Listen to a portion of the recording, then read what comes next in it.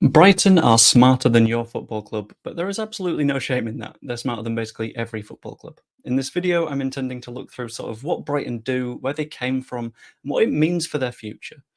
They're a fascinating club, and I just thought I'd do a little bit of a deep dive, and that all starts with talking about Brighton's recent growth.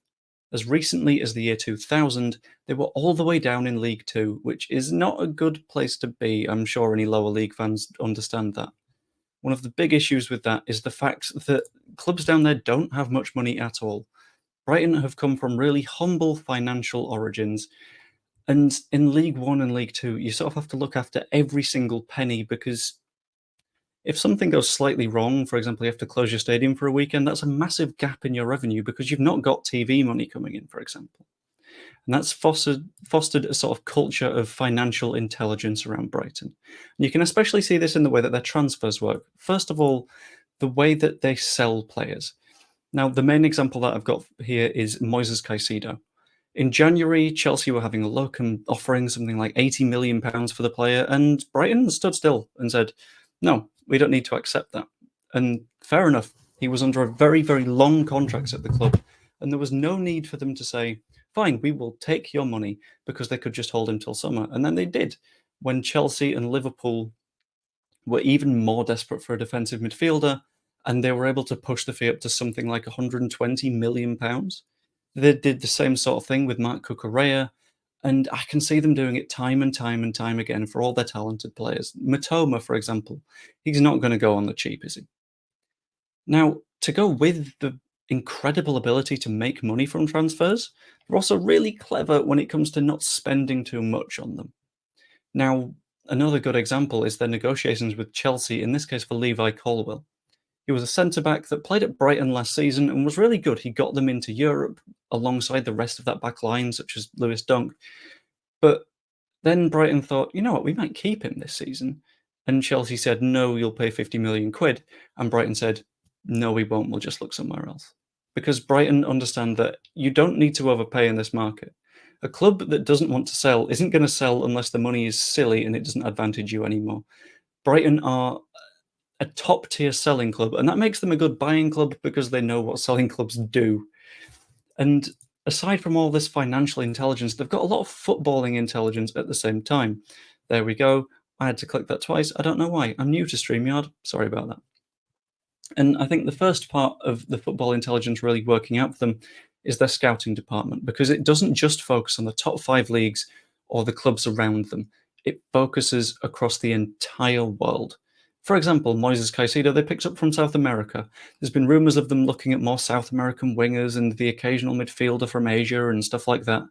And it's just incredibly wise to look at markets where there isn't already a lot of money that's flooding in, because clubs don't get to charge as high a wage as those in other places.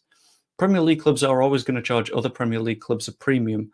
So when Brighton are getting players from other clubs in the Premier League, it'll be on a free, like with James Milner or João Pedro from Watford. They're in the Championship and they still paid 30 million quid. That's a demonstration of how much money is in English football and how Brighton are really smart for looking away from that. Aside from signing players that sort of are affordable and still of a good standard, they sign players that fit rather than just the big names. You've got the likes of Arsenal for Declan Rice, Chelsea for Moise Caicedo, Man United paying £60 million for Mason Mount with 1 year left on his contract. That's bonkers. And these are players that don't necessarily fit because, for example, Mason Mount, Manchester United's midfield doesn't look very good right now. And they've spent a hell of a lot of money on it for effectively nothing. They understand that they've got a tactical system that they like to play in, and they just focus down into it and get players that suit it. The likes of James Milner, he fits the system perfectly. Other clubs wouldn't have looked at him, but Brighton think he can do a job. He doesn't have to be here for a long time, but temporarily, go for it. And another benefit of the Brighton system is that there's continuity from manager to manager. You had Graham Potter and everyone was saying, how do you replace him? He's done such an incredible job at Brighton, so he's gone to Chelsea. The side's just going to descend and get worse. And then they got Roberto De Zerbi in, and things got better, which was really, really good for the side, because that doesn't happen all the time. A lot of clubs will get a brand new manager and things will keep on slipping because it doesn't work out. For example, Leeds United going from Marcelo Bielsa to Jesse Marsch didn't pay off because they had completely different styles. Going from Potter to De Zerbi works because they're very similar managers with just the mildest of tactical tweaks, so the players don't have to spend a massive adaptation period. In addition to that, there's clever little tactical quirks with using De Zerbi's football. I think it was Tifo Football that pointed out that their centre-backs will always put their foot on the ball to slow the game down and force opposing attackers to press them. They're making their opponents make mistakes rather than waiting for them to make them on their own, which is really intelligent because Premier League footballers do not make that many mistakes.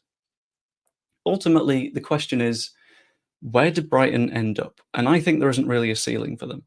They're already in European football, and that's with a fairly sort of low reputation, minimum name squad. If they keep up this ongoing trend of clever recruitment into good sales, into better recruitment, because they've got a bigger budget, there's no reason they can't easily make the Champions League. They're at the top of the division this season. They might be able to say that, and it's sort of good for the English football pyramid because it proves that it's not always going to be the top 6 clubs, top 7 if you count Newcastle and the Saudi billions.